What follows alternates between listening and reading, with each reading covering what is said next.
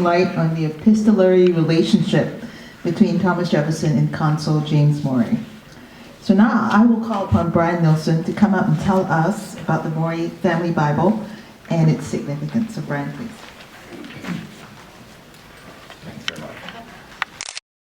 At some point this morning, I want to thank our host, Adriana Tay and Jeff Looney. Thank you. It was good to see you both again. I met with them about this time last year as I was en route to our annual meeting in Louisville, where we had an opportunity to share the Bible and have a look at it.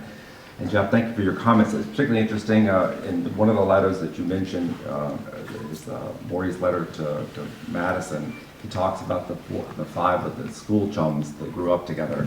And that's the page we turned the Bible to, where he's listed the five of them together, so when you're looking at it afterwards. So also want to thank Mary Bourgeon for all the work that she's done in working with the library to make all of this happen.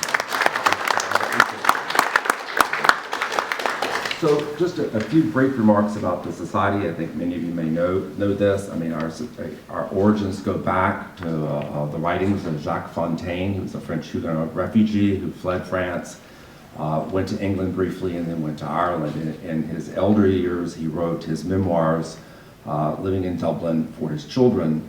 And at the end of his memoirs, he wrote on the last day as he was finishing them on June 21st, 1722, he asked that he hoped that the memoirs would be something that his descendants would use and draw from to be able to maintain a union together. We celebrated that 300-year anniversary of him writing that and the completion of his memoirs last year at last year's annual meeting. Last year was also our 50th anniversary of us having our annual meeting weekends. So we're also a 501c3. We're a nonprofit organization. We are comprised predominantly of the descendants of five of Jacques Fontaine's children, four of whom settled permanently in colonial Virginia. His son John Fontaine was the first pioneer, but he ended up living in England in later life. The other four were James, Peter, and Frances Fontaine, and then their sister Marianne Fontaine, who married Matthew Maury, who was also a French Huguenot refugee. And so, because she married a Maury, that's how we've come to have our name of the Fontaine Maury Society. We are not limited to family members. We are open to anyone who has an interest in the Fontaine and Maury families and in French Huguenot history. And so we welcome all who wish to join. That said, we are here today to talk about the Bible. This Bible belonged to Marianne Fontaine Maury's grandson, James Maury, who was born in 1746 and died in 1840. As already discussed today, he was appointed by President Washington as the first Consul General for the United States. I was living in Liverpool. And so this Bible, as best we can tell, James Maury came to own this Bible by 1810 because he begins writing in the Bible. There's 8 pages of handwritten comments in the Bible about himself, about his immediate family, his extended family, and his ancestry. He dates it each time he adds something to the Bible, and the first time he wrote in the Bible was in 1810. The Bible was already relatively old. It was printed in Oxford, England in 1769. It means that this is today 254 years old. And what's ironic, I think, particularly, is that as we gather here in Charlottesville, is that this is not the first time this Bible has come to a family gathering in Charlottesville. And it's also not the first time that after the family got together and looked at this Bible, there was a decision made to transfer the ownership from one part of the family to the other part of the family so that the Bible would be preserved and that it actually be shared and seen by the family. And so that came to be because in 1828, James Maury's oldest son, James Siffrin Maury, had moved to Charlottesville in 1819, was a farmer here in this community, went back to visit his dad in Liverpool in 1828, and his father decided to give him this Bible. And so that's written on the title page of the Bible. And so James Siffrin was there for a little over a year. He comes home, he gets back to Charlottesville in July of 1829, and brings the Bible with him. So the Bible comes to Charlottesville. The following year, the family gathers here in Charlottesville. Among those who came was one of James's younger brothers, William Maury, who was born in 1799, a couple years younger than James Siffrin. William Maury lived over in Fredericksburg, so that's about about 70 miles or so, sort of northeast of here. Comes to a family gathering in 1830. Everybody, like today, was able to review the Bible, and James decided to give the Bible to his brother.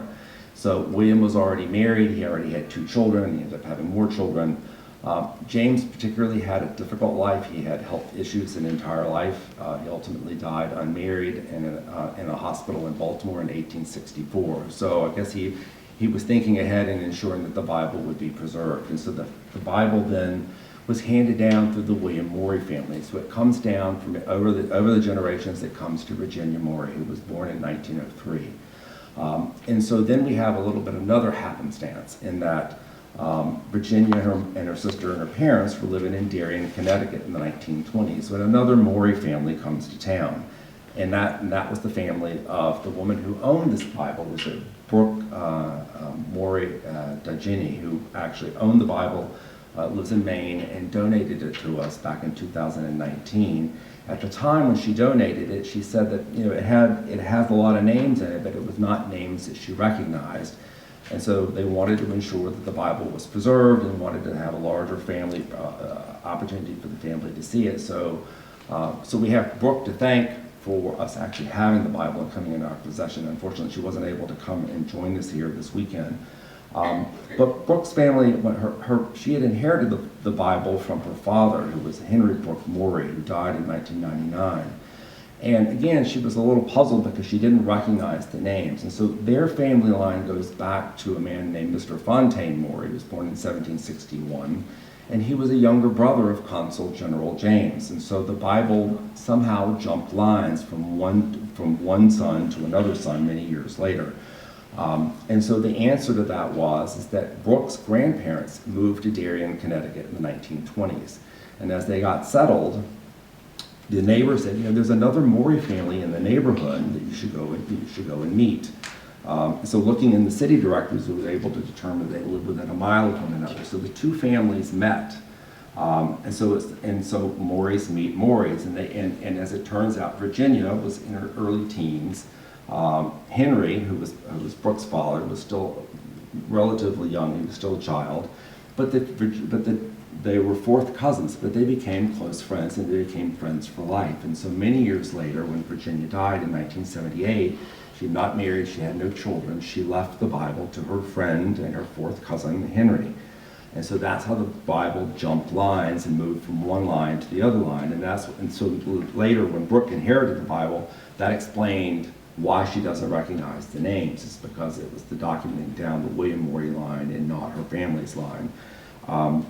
So with that, then her donating us is particularly fortunate in that I've already mentioned that this is not the first time we've gathered here with the Bible. I find it particularly ironic as we're here today to again review the Bible, to share the Bible with all of us, and then to make a donation to the Jefferson Library so that it's preserved, so that we'll be able to review it.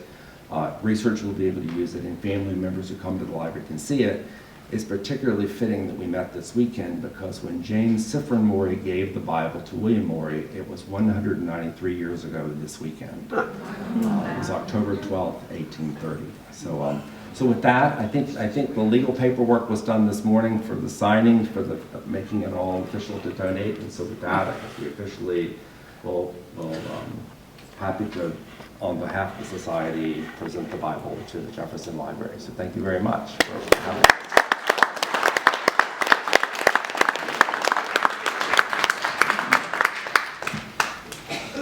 Thank you, Brian. So now I'll just call upon Mary to come on up. And this, as Brian said, this morning, Maury Bible, and she will now formalize the gift. So, would you like to say anything? I'm just so happy that we're all here. We've had a good turnout. We've had a good weekend. And this is a beautiful thing for us to be able to do, preserving history and preserving our history in such a beautiful place. Would you like to take a picture or anything like that? Sure.